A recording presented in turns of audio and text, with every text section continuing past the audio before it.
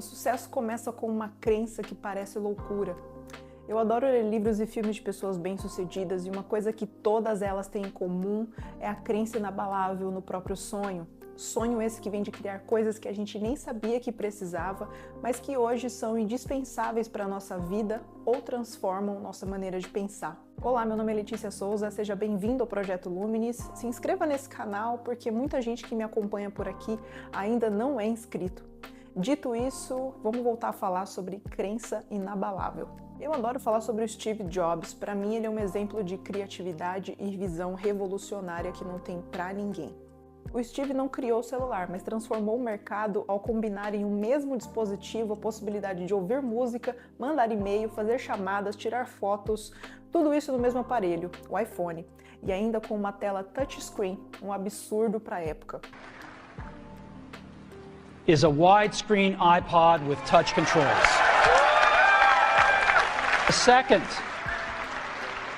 is a revolutionary mobile phone. And the third is a breakthrough internet communications device. So, three things: a widescreen iPod with touch controls, a revolutionary mobile phone, and a breakthrough internet communications device. An iPod, a phone, and an internet communicator. An iPod, a phone. Are you getting it? These are not three separate devices. This is one device. And we are calling it iPhone. Quando o iPhone foi lançado, seus concorrentes entraram em choque, porque primeiro, que era um produto completamente ousado e segundo, porque poderia acabar com as marcas concorrentes. Afinal, era bonito, útil e amigável ao usuário. What was your first reaction when you saw that? $500 fully subsidized with a plan? I said, that is the most expensive phone in the world, and it doesn't appeal to business customers because it doesn't have a keyboard, which makes it not a very good email machine. E se você pegar toda a trajetória do Steve Jobs, você vai notar que tudo que ele fez desde o início parecia uma completa loucura. O lançamento do Macintosh, por exemplo, foi o primeiro computador pessoal para que pessoas como eu e você pudéssemos realizar tarefas comuns do dia a dia. Nessa época, só quem tinha acesso a computadores eram as pessoas do TI, engenheiros, programadores, não era uma coisa comum. E o Steve sabia disso, quase como de uma maneira mística, que aquilo era o futuro. Era naquela direção que a humanidade caminharia nos próximos anos. The first glorious anniversary of the Information Purification Directives. For the first time in all history, a garden of pure ideology, where each worker may bloom, secure from the pests, obeying contradictory laws. Force is more powerful a weapon than any fleet or army on earth. We are one people, with one will, one resolve, one cause. Our hands shall talk themselves to death, and we will bury them with their own conclusion. We shall prevail. On January 24th, Apple Computer will introduce Macintosh. And you'll see why 1984 won't be like 1984. Mas os computadores da época eram verdadeiros trambolhos, grandes, pesados, cheios de cabo, feios, horrorosos, pareciam monstros. Mas o Steve trouxe essa noção de dispositivo amigável, ou seja, uma coisa que você olha e não sente medo de usar, que é autoexplicativa, você não se sente acuado de mexer naquilo, independente se você é uma criança ou um idoso. Isso se refletiu, é claro, em todas as suas criações. Qualquer produto da Apple você sabe que é amigável, fácil de usar e, é claro, muito bonito. Já o primeiro iMac, por exemplo, era um computador lindíssimo para a época.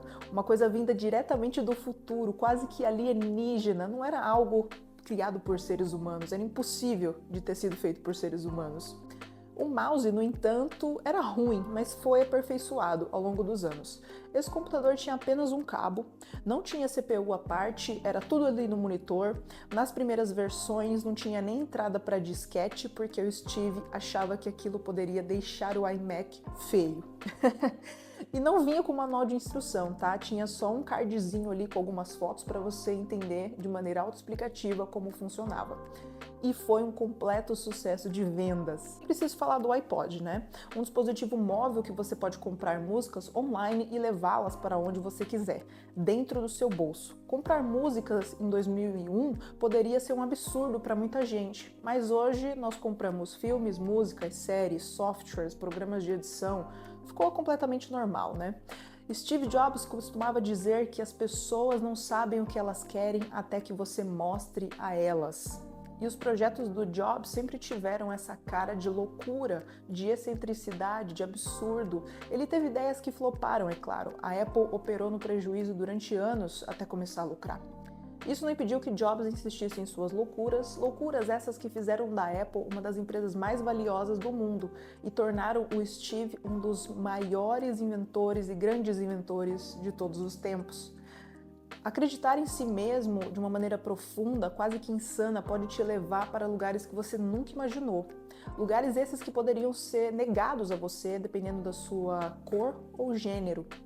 Essa é a história também de Glória Maria, uma das brasileiras mais relevantes do jornalismo do nosso país. Nascida no Rio de Janeiro, de pais pobres, a mãe era dona de casa e o pai alfaiate, a Glória Maria foi uma das primeiras em tudo que ela fez, e eu não estou exagerando quando eu digo isso. Foi a primeira repórter negra da TV brasileira, a primeira a entrar ao vivo para a TV em 1976, a entrar ao vivo mesmo, numa reportagem meio breaking news, assim, a primeira a entrar ao vivo em cores no Jornal Nacional. A primeira cobriu uma guerra, que foi a Guerra das Malvinas, em 1982. A primeira apresentadora negra do Brasil e a encabeçar projetos grandiosos quanto Fantástico e Globo Repórter. E a primeira a voar de asa delta para cobrir uma reportagem. Ainda a primeira a aparecer em HD na televisão brasileira. Isso tudo, é claro, não livrou a Glória de sofrer com o racismo. Ela dizia que nada blinda preto do racismo, você só se blinda da dor. Ela foi ainda uma das únicas pessoas a utilizar da Lei Afonso Arinos de 1951, a primeira lei que colocava o racismo como crime que deve ser. Glória Maria tinha 15 passaportes e visitou em torno de 163 países. Ao longo de suas viagens, ela entregou momentos inesquecíveis. Andou de montanha-russa na Jamaica e virou meme, fumou erva com uma comunidade Rastafari, foi a única convidada brasileira para um evento da NASA em 2007. Ela entrevistou Madonna, Michael Jackson, Freddie Mercury, Mick Jagger e uma série de outras pessoas muito influentes e famosas. Agora, você imagina ser alguém como a Glória Maria, uma mulher negra em um ambiente de pessoas brancas. Quando ela estreou na TV, não era normal ver gente negra na tela. Era a coisa mais inovadora e ousada para aquele momento. A Glória Maria provavelmente não teria todo esse sucesso se ela não acreditasse em si mesma e no quanto ela poderia entregar para o mundo. Ela, uma mulher negra, de origem humilde, que sonhava em viajar ao mundo, levar conhecimento, informação e entretenimento para milhares de pessoas. Pessoas comuns como eu e você.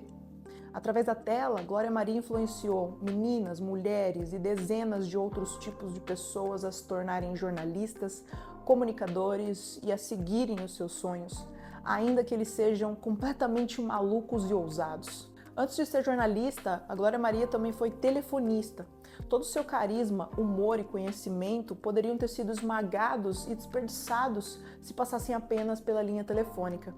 Ainda bem que ela decidiu perseguir os seus sonhos. Eu, como brasileira e comunicadora, agradeço imensamente pela passagem dela aqui na Terra. Eu quis trazer esses dois exemplos tão distintos aqui para vocês, porque o primeiro, o do Jobs, é uma coisa bem grandiosa e talvez muito distante da minha realidade e da sua também.